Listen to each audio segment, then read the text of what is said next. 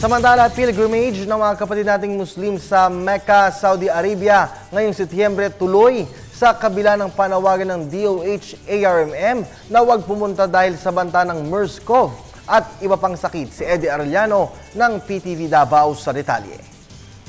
Sa kabila ng panawagan ng DOH-ARM na huwag munang ituloy ang pilgrimage ng mga kapatid nating mga Muslim sa Mecca ngayong buwan ng Setyembre dahil sa banta ng Middle East Respiratory Syndrome Coronavirus o MERS-CoV, 6,000 pilgrim sa buong bansa ang tutuloy upang mag-Hajj.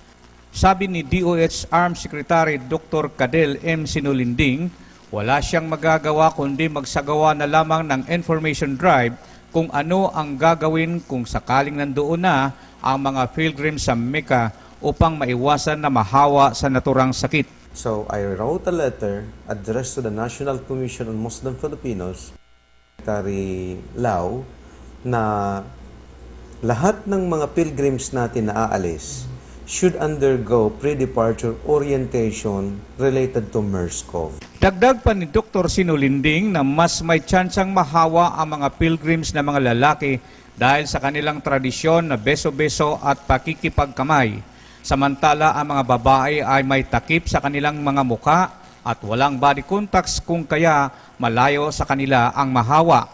Ang sakit ay makukuha mula sa laway at mga pag-ubo. Samantala, pinanggambahan din ang pagdating ng delegasyon ng Africa dahil sa Ebola virus na talamak naman sa naturang kontinente. Posible din itong makahawa sa ating mga pilgrims. Hindi pa ma-detect. Ang problema dyan, pagdating sa bahay, may susceptible individual, nagkisa sanggol, nagkisa lola, lolo, kasi yun ang tradisyon natin. And the susceptible victim becomes vulnerable to at doon ang magiging reservoir paano i-spread yung sakit. 6,000 pilgrim sa buong bansa ang nakatakdang pupunta sa Mecca at karamihan sa mga ito ay manggagaling sa ARM. Remember, last April, when there was one positive passenger of Etihad Airways, buong bansa ay nabulabog just to trace down 254 passengers.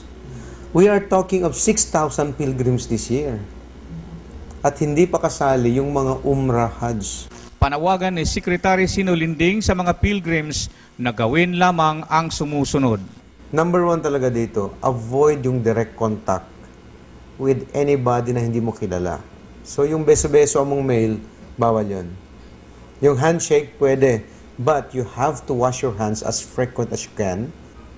Second is avoid yung sneezing or coughing.